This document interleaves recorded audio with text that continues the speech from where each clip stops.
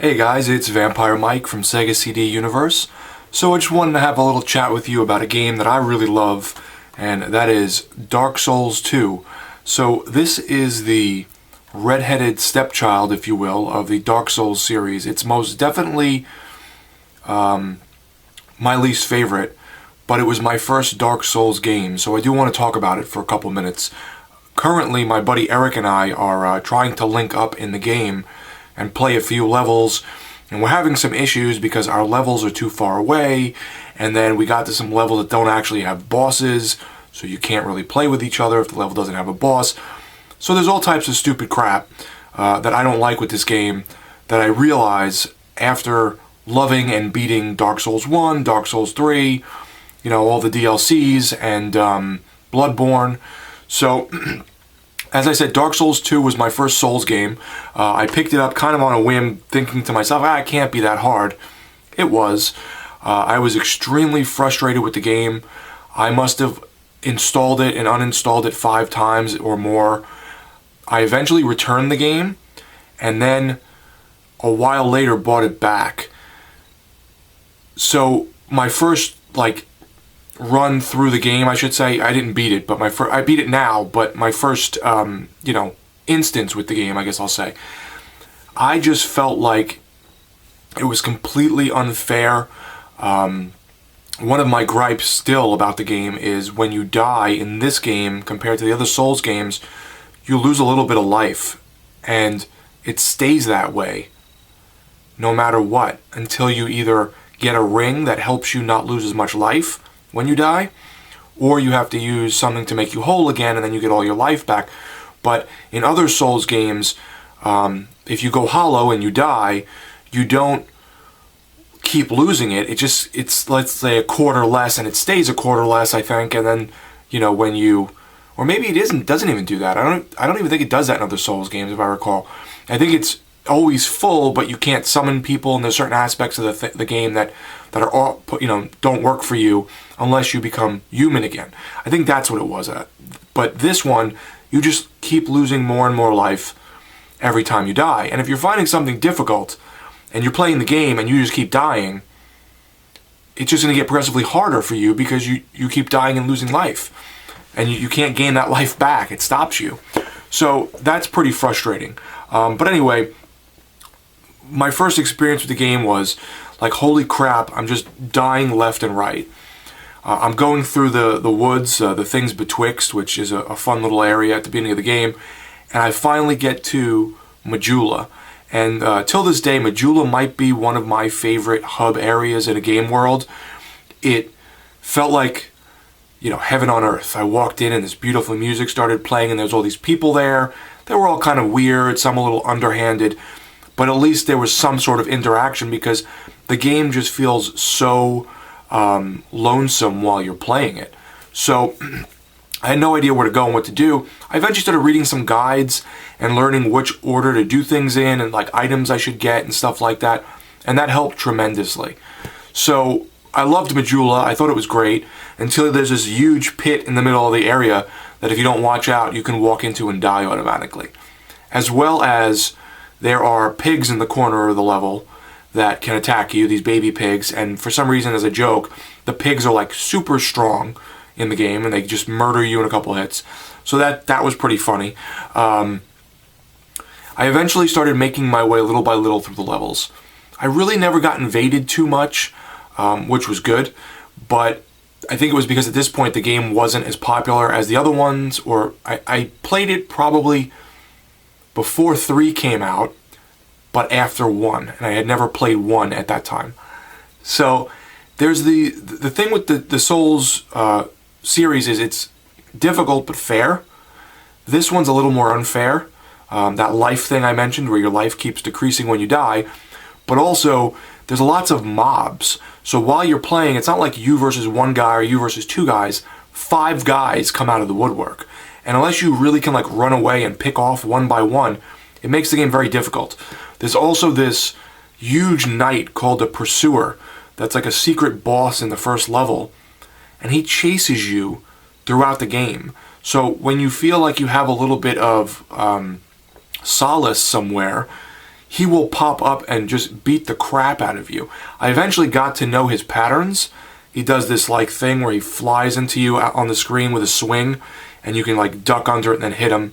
It's slow to get to, but he chases you, I think it's like 3 or 4 times throughout the game. He'll pop up in random areas and just, it's like you're always on the edge of your seat. There are some pretty cool secrets. There's some interesting lore and story. The lore in the game, however, doesn't completely tie into 1 or 3.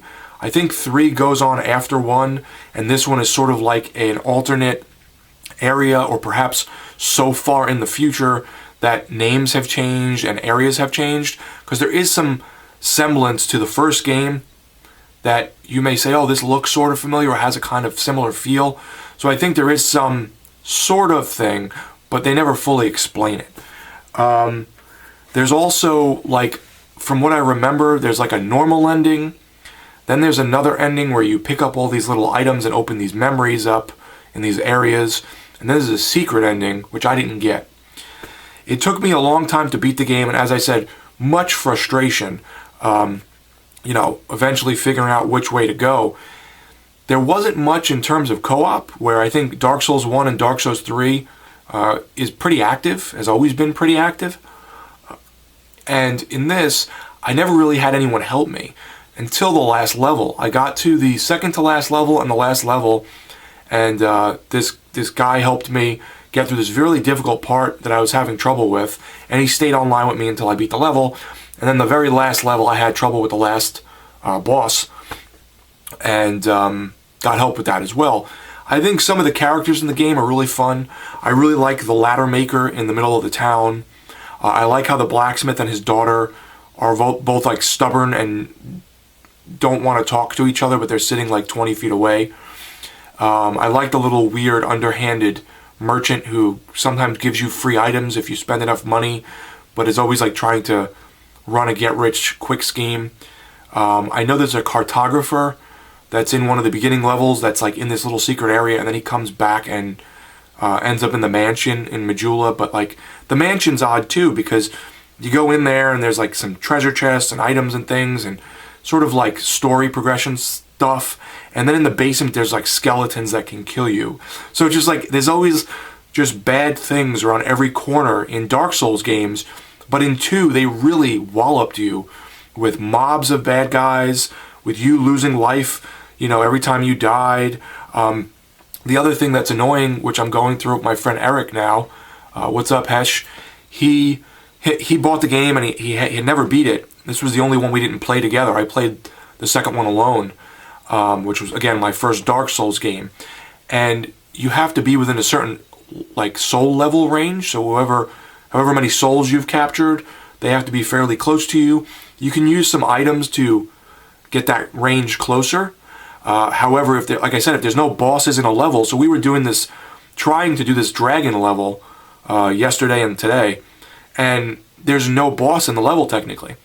So you can't play with each other. There's no co-op. But how did I know that? I put a sign down. It lets you put a sign down. Where in the other games, I think 1 and 3, if you put a sign down, go to put a sign down, and there is no co-op in that level, it usually won't let you. So it seems like there's a lot of refinements that they made in 3, especially 3, and then carried over to the remastered edition that were great housekeeping type items that really helped the flow of the game, the co-op, and just the fairness of it all. I think 1 is just amazing. I think 1 is a great game, and 3 is a perfect follow-up. I know they usually say when you get a sequel of a movie or a game, it's never as good as the original, but I think they really honed in on what was great with 1 and just made it better in some instances. So both of those games are just amazing companion pieces, if you will, even though they're sequels. This one is just such a weird deviation, but I just love it. I know it's difficult and it's the worst out of the 3, but just because it's the worst out of the 3 doesn't mean it's bad. It's just they made some strange choices that I wouldn't have done that they fixed in 3. I believe a different team worked on 2 than worked on 1 or 3, so that's probably part of it as well.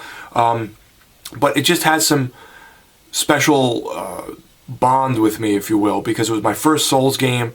I really, put my head down and ran through it. Certain areas I felt were just way too hard, and I literally ran through them. But I put my, is it nose down to the grindstone? Is that the saying? And made sure I accomplished, beating this game, even if I didn't get the best ending. And it will always hold like an interesting memory for me. Going back to Majula now and hearing that music still has a sort of comforting feeling to it, which is funny. That I eventually, as I said, played 3 with Eric, and then went back and played 1 with Eric on the 360, and then I played it again with him on the Xbox One with the Remastered Edition. The Remastered Edition is great. It doesn't look great anymore. They definitely gussied it up a little bit, but 3 is just, looks great, plays great. I mean, 3 is like the total package. So I kind of went out of order with things. And they don't really explain things to you in Dark Souls. So, there's like a guild you can join, a covenant at the beginning of the game. It makes the game harder. How would you know that? It's called the Covenant of Champions. You would just think you're, I don't know, joining some badass covenant. No, it makes the game harder. So, lots of weird secrets, lots of interesting lore. Doesn't have the characters that you loved from 1 and 3, like Solaire or Patches, but there are characters that are similar to them with different names. So I'm assuming they sort of did like a, maybe it's a relative or something, I don't know. Not Solaire really, but definitely Patches and a couple other characters. I know this one just really gets beat up a lot, and as I said, I'll definitely always hold a special place with this game. I think it's a great game. They definitely took some missteps, but if you can keep an open mind and you love the Dark Souls series, take a chance with this one. I think it's very good. It's just definitely difficult. So that was really it. Some of my other favorite stuff from the game before I go was kind of unlocking all the little secrets in the areas. My favorite covenant was the Rat Covenant. It's this covenant that's down in the sewers, and it's a pretty difficult level. There's all these like poisonous traps and rats coming after you. But then you can join a covenant at the end of the level, and then the rats no longer attack you. And then when you're wearing the ring, you get warped to the area, or I think you can stay, I think you have to be in the area, I don't remember which it is. And then you have to be in the area, I think, with the ring on. Nothing attacks you anymore, none of the rats, but it warps people that are in their game into your game, and then the rats on your team attack them, and then you can kill them as well. So that was my favorite covenant. I thought it was underhanded and, rat-like, but also very interesting. Kind of a different concept than some of the other covenants in the games. You have the Heirs of the Sun, which are the Sun Bros. You have the Blue Sentinels, which are called Way of the Blue. So there's a lot of different play on names. The names from 1 and 3 are not in this game. This is definitely the most different of the trilogy. Trying to think of what else I really loved about this game. I thought it was interesting that there were different endings with finding different items and doing different things within the game. The Pursuer, even though he was very annoying and chased you, after you got the hang of him, I thought it was always very accomplishing to take him down again and again and again. Some of the characters in this game are in the 3rd game. So the guy who's in the town making the ladders down the well where the Rat Covenant is, he's in the 3rd game as a dead body. So there's some nice little throwbacks. So it's give it a chance. If you loved 1 and you loved 3, give it a shot. I know it's really offbeat and off color, but I think that it's definitely worth playing. So thanks guys for watching. It's Vampire Mike from Sega CD Universe. Be good.